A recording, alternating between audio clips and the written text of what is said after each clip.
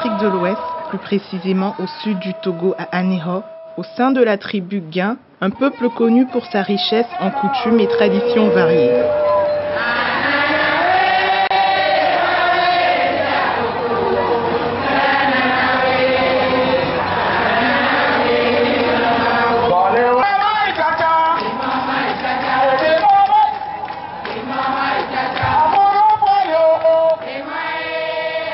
C'est au milieu de ce peuple Guin, de culture très monarchique, à l'époque que Innocent Lawson Body, un fils de la maison royale, fondera son foyer avec sa femme Lucy Sosuga, desquels naîtra Reine Lawson Body en 1951, sous une étoile particulière qui n'a pas cessé de briller jusqu'aujourd'hui. En effet, l'histoire révèle que Togbe Awawoto, Georges Akwete Zonkli, chef supérieur de la ville d'Aného de 1821 à 1859, devint Lawson Ier en tant que roi après un séjour scolaire de 18 ans en Angleterre auprès de son tuteur Mr. Lao, qui lui donna le nom adoptif de Lawson, ce qui veut dire « fils de Lao ». Ceci explique le nom Lawson que porteront jusqu'à nos jours les rois de la ville d'Aného. Il engendra Togbe Awawoto Boevi Frederica Akwete Zonkli Lawson Body 5 ans, qui lui succéda du 7 avril 1921 au 18 janvier 1950. Celui-ci donna naissance au prince l'intégrant Innocent Lawson Body, duquel naîtra reine Latré Lawson Body. Nous sommes dans les années 60, lorsque le Togo faisait ses premiers pas vers l'indépendance.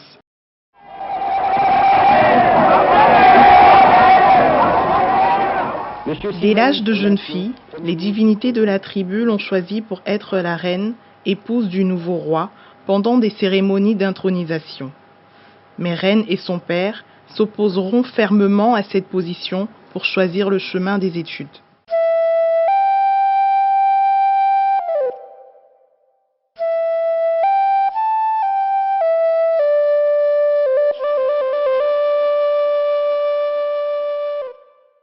Elle obtient son baccalauréat scientifique au Collège Saint-Joseph de la capitale Lomé et continue ses études supérieures aux universités de Poitiers, Aix-en-Provence et Oxford, où elle obtient un doctorat en économie et gestion du transport aérien et un diplôme spécialisé en droit aérien à l'IFURTA.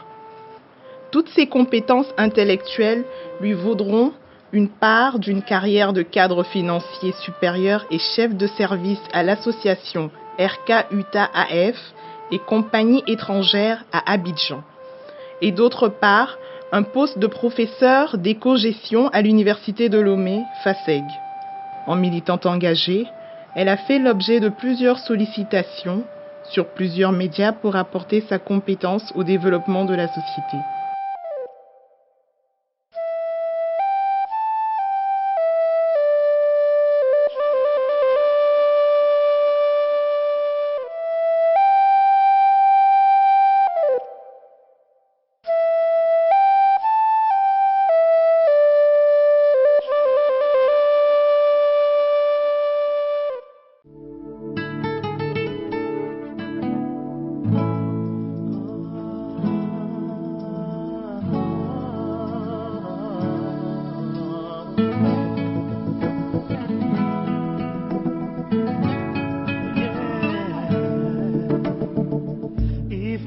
Now I go happy, say when I did this world I don't fall in love. Which one you did? Well, you did treat me so. I don't beg, I don't do everything, but you tell me, say you need time and you never there with me. Now so I buy anywhere I go. If you help me see I go, make you tell her I don't go. She don't look at me and so don't back my love to go. If you help me see I go, make you tell her I don't go. She don't look at me and so. Travers de société, colère et inquiétude d'une intellectuelle engagée. C'est le titre de cet ouvrage de 139 pages, une autobiographie de Lawson Body Lapara. L'auteur retrace ici l'histoire de sa famille, son enfance et son rêve de devenir une grande intellectuelle. De la pensée à l'écrit n'est pas une chose facile, mais l'auteur a su poser ce tact pour faire passer son message. Ce premier ouvrage de Lawson Body Lapara porte aussi un regard critique sur les maux qui gangrènent les pays africains, notamment la scolarisation de la jeune fille et son épanouissement, ainsi que les inquiétudes qui minent la vie d'une femme qu'est l'auteur. Ce livre a conquis le cœur des littéraires et des autorités présents à cette cérémonie de dédicace par sa qualité rédactionnelle et son esthétique. Les amoureux de la littérature togolaise n'ont pas voulu se faire compter cet événement. Ils étaient à cet effet au grand complet ce samedi à la paroisse universitaire de Lomé pour prendre part à la dédicace du tout premier roman de Reine Lawson Body Lapara, intitulé Travers de société, colère et inquiétude d'une intellectuelle engagée. Ce roman est un appel lancé aux autorités politiques de l'époque. C'est d'abord et avant tout une contribution par la plume pour inciter les uns et les autres à la réflexion sur les maux qui gangrènent actuellement la nation togolaise et éventuellement les inciter, les amener, si possible, à un sursaut d'orgueil en faveur d'un changement de mentalité, d'attitude et de comportement positif vers l'unification de la nation. Travers de société, colère et inquiétude d'une intellectuelle. D'une intellectuelle, pas n'importe quelle intellectuelle, une intellectuelle engagée. De Reine Latré, Dodi, Lawson Body Lapara. À travers ce livre, Reine Latré, Dodi, Lawson Body Lapara témoigne d'une histoire, d'une vie, d'une histoire de vie, de l'histoire d'une vie. Elle le dit clairement. Dès l'introduction, je cite, c'est l'histoire d'une vie. Une vie humaine comme toute vie humaine, sauf que chaque vie humaine est unique. C'est justement ce caractère unique qui rend son récit aussi unique, à la fois dans la narration des faits que dans la posture. Alors on a le droit de se demander, est-ce une autobiographie ou un roman autobiographique? Mon propos n'est pas de faire une analyse littéraire du récit. Des spécialistes plus avertis que moi s'en chargeront sûrement. Mais dire simplement que notre auteur a vraiment un caractère trempé, comme elle l'affirme elle-même. Sinon, comment comprendre ce choix tout à fait décalé par rapport aux normes du genre autobiographique qui se fait généralement à la première personne, alors que dans le travers de société, colère et inquiétude d'une intellectuelle engagée, Reine Latré Lawson Body Lapara se raconte à la troisième personne du singulier. D'abord, je voudrais remercier beaucoup Madame Pépin parce qu'elle a fait une présentation vraiment bien fouillée et enrichie du livre, à telle enseigne que ceux qui ne l'ont pas encore lu en savent déjà beaucoup. Ce glossaire, je l'avais prévu pour soutenir le critique et la présentation. Mais nous allons, comme on dit, trop de poissons ne gâtent pas une sauce. Nous allons le lire.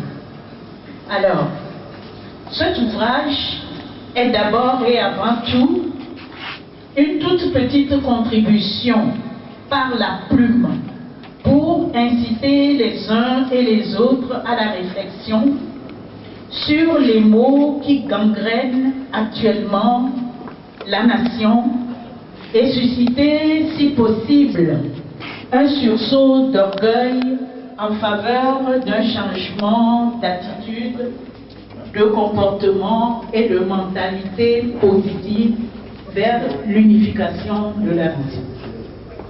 Peut-être, d'aucuns pouvaient croire qu'il s'agit là d'un roman d'amour, de passion, d'ambition ou que sais-je encore. Mais en fait, il y a un peu de tout cela, ramassé sous la forme voulue d'une narration faite avec beaucoup de proximité, mais aussi en même temps avec l'impression d'entendre et de percevoir quelque chose où rien pourtant n'est en fait codifié ou surréaliste. Là, nous faisons allusion au retour, avec le retour au pays de l'héroïne après la perte de son emploi et comment bon an mal an réapprendre à repartir de zéro. On peut juste comprendre qu'il s'agit là d'un discours dru, critique peu nuancé, mais bien loin d'une pure invention ou de la fiction. C'est tout simplement une envie très forte d'ausculter des travers beaucoup trop criards d'une société qui, si elle ne semble pas figée dans le temps, est en train de régresser à coup sûr dangereusement avec le temps. C'est comme qui dirait un vrai sable mouvant, car on a la douloureuse sensation et surtout la déception de constater qu'après toutes ces années d'indépendance, la nation est encore à l'état embryonnaire. C'est pourquoi la question que se pose l'observateur avisé, c'est, même outillé, avec des critères très élaborés, comment alors se frayer un chemin sûr dans ce qui apparaît comme un cercle politique infernal et réussir malgré tout le tour de force d'éviter de se mettre dans une situation de porte-à-faux ou en déphasage tout simplement.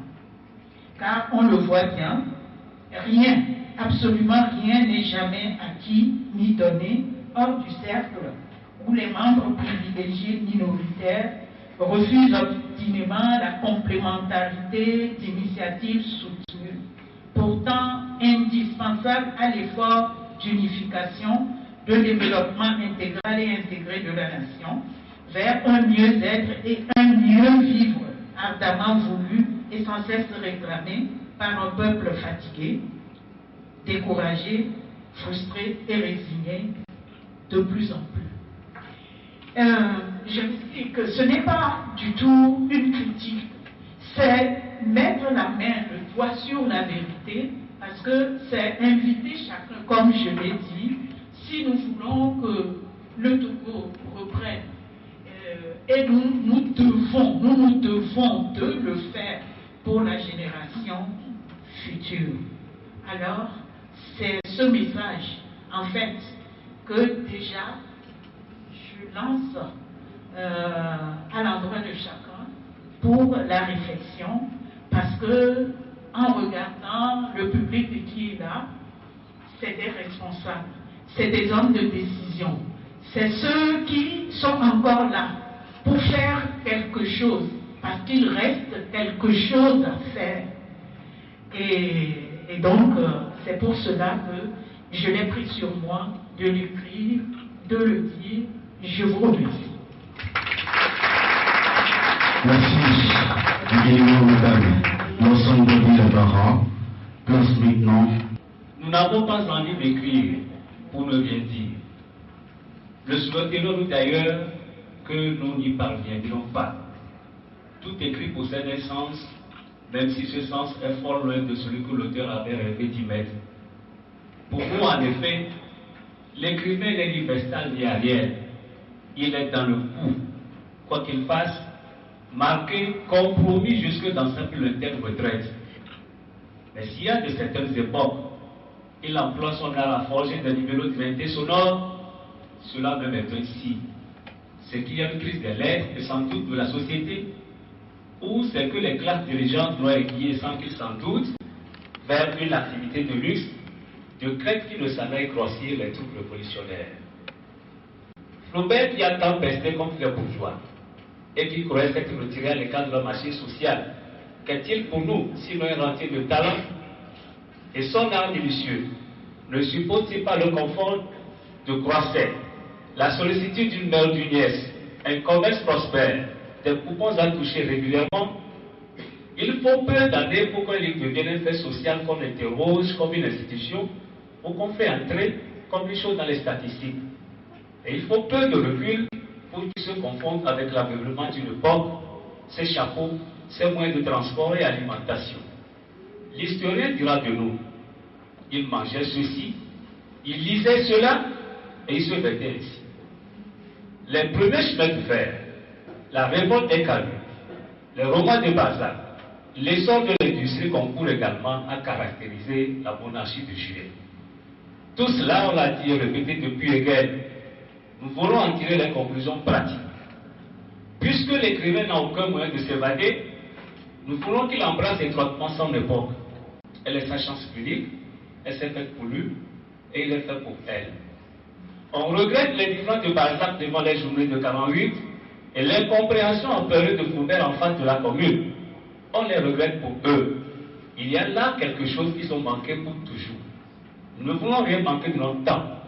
Peut-être en est-il de plus beau, mais c'est bien le nôtre. Nous n'avons que cette vie à vivre au milieu de cette guerre, de cette révolution peut-être. Qu'on n'ait pas conclu de là que nous prêchions une sorte de populisme. C'est tout le contraire. Le populisme est un enfant de vieux.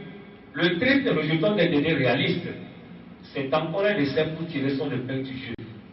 Nous sommes convaincus au contraire qu'on ne peut pas tirer son épingle du jeu. Mais selon nous vivons quoi comme des cailloux, notre passivité même serait une action. Celui qui consacrerait sa vie à faire de romans sur des Hittites, son abstention serait par elle-même une prise de position. L'écrivain est en situation dans son époque. Chaque parole a des retentissements, chaque silence aussi. Je tiens Flaubert et Goncourt pour responsables de la répression qui suivait la Commune, parce qu'ils n'ont pas écrit le livre pour l'empêcher. Ce n'était pas leur affaire, dira-t-on.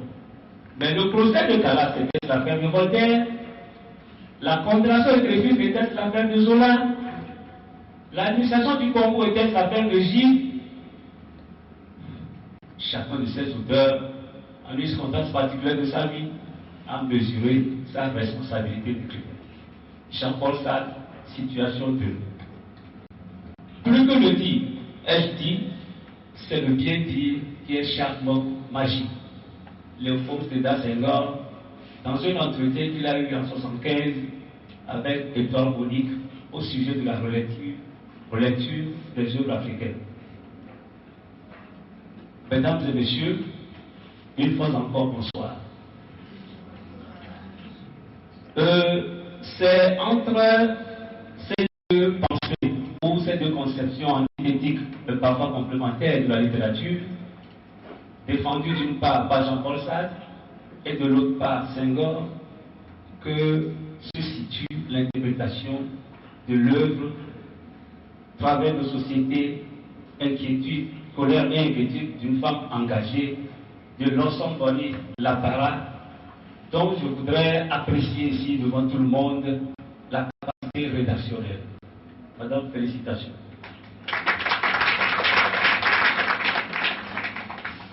Premier exercice du genre, ce livre de Reine Lawson Bonny Lapara, une dame au caractère bien tempéré, est un véritable chef-d'œuvre littéraire. Les experts n'en disent pas le contraire.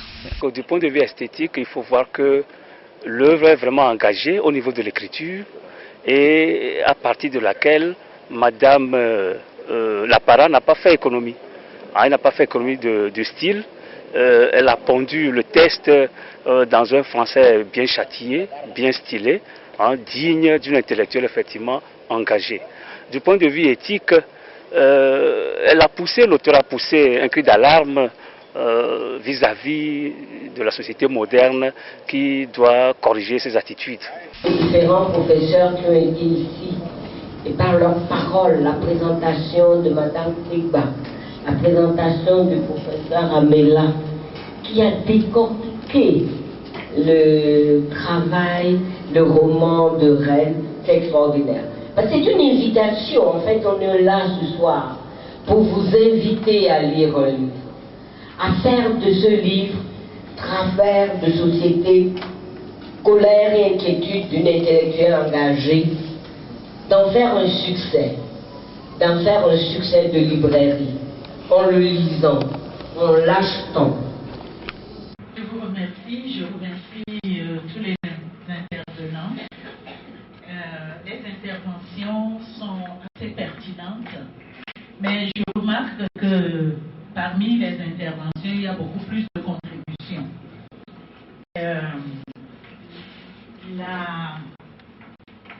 La question de Madame Siliadem concernant la partie de mon enfance que j'ai pas, qui ne figure pas dans ce bouquin, c'est fait exprès parce qu'en fait, ce premier bouquin ciblait des points vraiment saillants. Mais il y en aura d'autres. Et dans ces autres, elle aura la satisfaction de lire bien des aspects de l'enfance de sa fille. Merci. C'est en partie une autobiographie, mais aussi densifiée par les événements de tous les jours, pris soit vécus ou à partir de témoignages, pris par-ci par-là, pour étoffer avec aussi des poèmes qui marquent des événements de vie. C'est mon tout premier roman et je compte bien continuer. Comme nous l'avons dit, effectivement, en ce moment, le gouvernement, le président de la République a mis l'accent sur l'importance du genre, de la parité genre.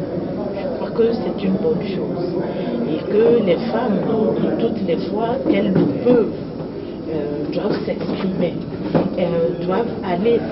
Ce n'est que l'expression de l'expression que nous pouvons atteindre cet épanouissement, cette maturité féminine, le verbe et le mieux dire.